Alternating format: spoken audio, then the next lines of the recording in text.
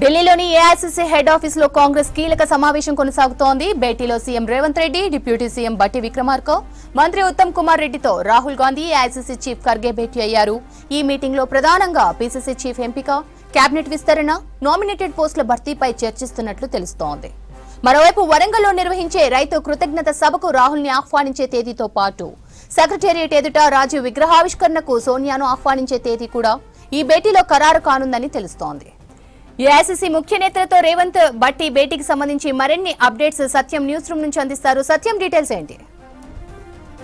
AICC కార్యాలయంలో AICC అధ్యక్షుడు ఖర్గే అదేవిధంగా రాహుల్ గాంధీతో తెలంగాణ కాంగ్రెస్ కీలక నేతలు సీఎం రేవంత్ రెడ్డి, మంత్రులు బట్టి విక్రమార్క అదేవిధంగా ఉత్తమ్ కుమార్ రెడ్డి ఏఐసీసీ కార్యాలయంలో భేటీ అయ్యారు. అంతకుముందు సీఎం రేవంత్ రెడ్డి కాంగ్రెస్ అధినేత సోనియా గాంధీతో భేటీ అయ్యి ఆయన పార్టీలో జరుగుతున్న పరిణామాలకు సంబంధించి పీసీసీ కొత్త అధ్యక్షుడిని ఎవరిని ఎంపిక చేయాలి, అదేవిధంగా మంత్రివర్గ విస్తరణకు సంబంధించిన అంశాలకు సంబంధించిన విషయాన్ని సోనియా గాంధీతో చర్చించి ఆయన ఏఐసీసీ కార్యాలయానికి వచ్చారు. ఇక దాదాపు ఇప్పటివరకు పెండింగ్లో ఉన్న కీలక అంశాలకు సంబంధించి కాంగ్రెస్ పార్టీలో కొత్త పీసీసీ అధ్యక్షుని ఎంపిక చేయాల్సి ఉంది. ఇప్పటికే సీఎం రేవంత్ రెడ్డి ఇటు ముఖ్యమంత్రిగా అదేవిధంగా పార్టీ అధ్యక్షుడిగా ఆయన కొనసాగుతున్నారు.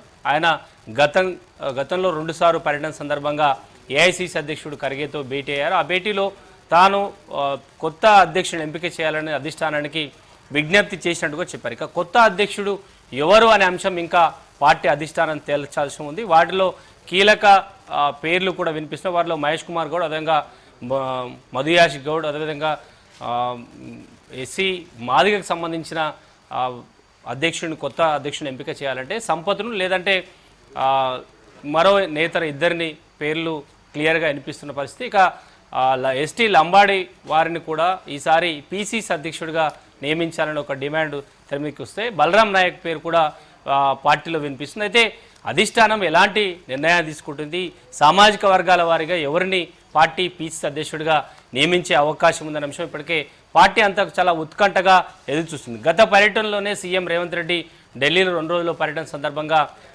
కొత్త పీసీసీ అంశాన్ని తేల్చుకొని వస్తారని గతంలో పార్టీ భావించిన. ఇక ఏఐసీసీ నేతలు టైం ఇవ్వకపోవడం వల్ల ఈసారి పర్యటనకు వాయిదా పడింది. నిన్న రాత్రే సీఎం రేవంత్ రెడ్డి ఢిల్లీకి వెళ్లారు. ఇక ఆయనతో పాటు ఉదయం బట్టి విక్రమార్క, ఉత్తమ్ కుమార్ రెడ్డి కూడా ఢిల్లీకి వెళ్లారు. కాబట్టి ఏఐసీసీ కార్యాలయంలో జరుగుతున్న కీలక సమావేశంలో ముందుగా పీసీసీ కొత్త అధ్యక్షుడు ఎవరనే అంశంపై ఒక క్లారిటీ వచ్చే అవకాశం ఉంది. ఇప్పటివరకు ఎవరు అభ్యంతరం చెప్తున్నారు, ఎవరిని ఏ సామాజిక వర్గానికి ఈసారి పీసీసీ అధ్యక్ష పదవి ఇవ్వాలనే అంశంపై కూడా పార్టీ తర్జన భర్జనలో ఉంది. ఎందుకంటే కాంగ్రెస్ పార్టీ అధికారంలో ఉన్నప్పుడు ఒక బీసీని పీసీసీ అధ్యక్షుడిగా చేసే ఆనవాయితీ ఉంది. గతంలో వైఎస్ ప్రభుత్వం 10 ఏళ్ళు అధికారంలో ఉన్నప్పుడు ఒక బీసీని డిఎస్ను అధ్యక్షుడిగా కొనసాగించింది. అయితే అదే ఆనవాయితీ ఈసారి కాంగ్రెస్ పార్టీ కొనసాగిస్తుందా, బీసీని అధ్యక్షుడిగా ఎంపిక చేస్తుందా అనే అంశం ప్రస్తుతానికి అందరూ ఎదురు చూస్తున్న పరిస్థితి. కానీ తాజాగా రాజకీయ పరిణామాలు, ఎస్సీ వర్గీకరణకు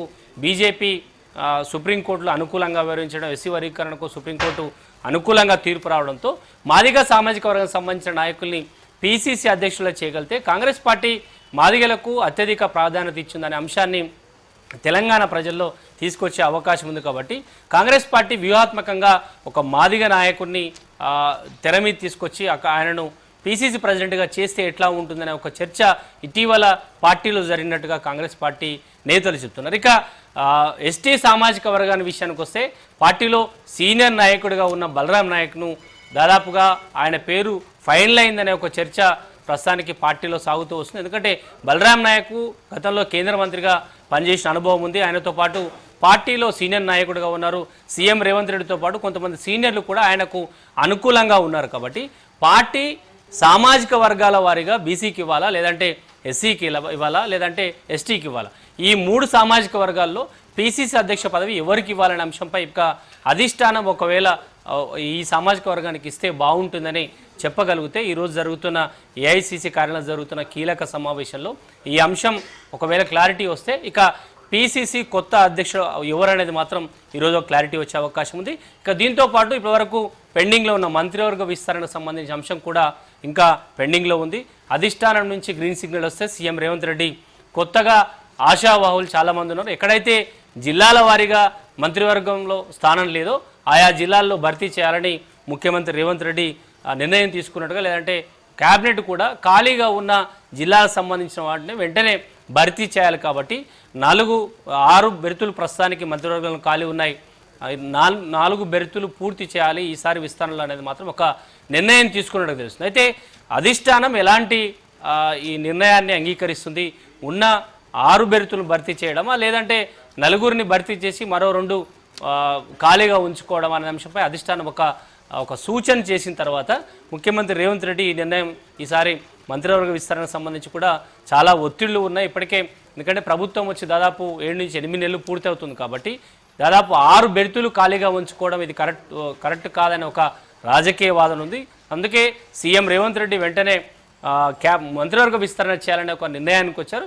అందుకే సీనియర్ మంత్రులు కూడా ఏకాభిప్రాయం వచ్చారు. కానీ ఎవరిని భర్తీ చేయాలి, ఒక్కొక్క జిల్లాలో 2 పేర్లు డిమాండ్ ఉన్నాయి కాబట్టి ఆ డిమాండ్ ఉన్న స్థానాల్లో ఎవరు సీనియర్లు ఉన్నారో ఆ సీనియర్ని మంత్రివర్గంలో తీసుకోవాలని ఒక చర్చ ఉంది. పార్టీపై ఒత్తిడి ఉంది, ప్రభుత్వంపై ఒత్తిడి ఉంది. కాబట్టి అధిష్టానం దృష్టికి తీసుకెళ్లి ఏఐసీసీ అధ్యక్షుడు ఖర్గే, అదేవిధంగా ఆ పార్టీ అగ్రనేత రాహుల్ గాంధీతో పూర్తి ఆయనతో చర్చించిన తర్వాత ఈరోజు తీసుకునే చర్చలో ఈ మంత్రివర్గ విస్తరణకు సంబంధించి కూడా ఒక నిర్ణయం వచ్చే అవకాశం. దీంతో పాటు పార్టీ అధికారంలోకి వచ్చాక కూడా కొన్ని నామినేట్ పోస్టులు పార్టీ భర్తీ చేసింది. కానీ ప్రభుత్వంలో ఉన్న కీలక శాఖల్లో ఉన్న నామినేట్ పోస్టులకు సంబంధించి ఇంకా పెండింగ్లో ఉన్నాయి. కాబట్టి సీనియర్లు చాలామంది పార్టీ ఈసారి అసెంబ్లీ ఎన్నికల్లో ఓడిపోయారు. వారికి నామినేట్ పోస్టులు ఇవ్వడమా, లేదంటే క్యాబినెట్ హోదా ఉన్న పోస్టులను ఎవరికి భర్తీ చేయాలి, పార్టీ కోసం 10 ఏళ్ళు ప్రతిపక్షంలో ఉన్న కాంగ్రెస్ పార్టీ కోసం పనిచేసిన నాయకుల్ని లిస్టు చేసి వారిని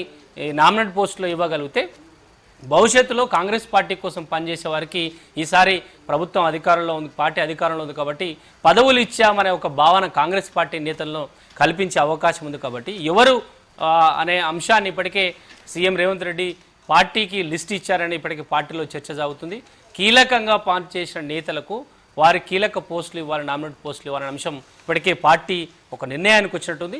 అయితే సామాజిక వర్గాల వారిగా కాంగ్రెస్ పార్టీ ఎప్పుడు ప్రాధాన్యత ఇస్తుంది, ఏ సామాజిక వర్గానికి ఏ నాయకుడికి ఈ పదవి ఇవ్వగలిగితే పార్టీ బలంగా ఉంటుంది గ్రామ స్థాయిలోని అంశాన్ని కాంగ్రెస్ పార్టీ ఇప్పటికే ఒక కసరత్తు చేసిన నేపథ్యంలో పార్టీలో ప్రభుత్వంలో ఉన్న ఇప్పుడు సీనియర్ మంత్రుల అభిప్రాయాన్ని కూడా ఇప్పటికే ముఖ్యమంత్రి రేవంత్ రెడ్డి తీసుకున్నట్టుగా పార్టీ నేతలు చెప్తున్నారు. అందుకే ఈ మిగిలి ఉన్న నామినేట్ పోస్టులకు సంబంధించిన అంశం కూడా ఒక క్లారిటీ వచ్చే అవకాశం ఉంది. వీటికి సంబంధించిన 3 అంశాలు, ఒకటి పిసిసి అధ్యక్షుడు కొత్త అధ్యక్షుడు ఎంపిక, అదేవిధంగా మంత్రివర్గ విస్తరణ, కొత్త నామినేట్ పోస్టులకు సంబంధించిన పూర్తి అంశాలకు సంబంధించి 3 అంశాలకు సంబంధించి ఈసారి ఢిల్లీ పర్యటనలో పార్టీకి సంబంధించిన కీలక నేతలు 3 ఢిల్లీలో ఉన్నారు. ఏఐసీసీ కార్యాలయంలో సమావేశం కొనసాగుతుంది. కాబట్టి ఈ నిర్ణయాలపై ఒక క్లారిటీ వచ్చే అవకాశం అయితే ఉందని పార్టీలో చర్చ సాగుతుందని చెప్పొచ్చు. శ్రవంతి.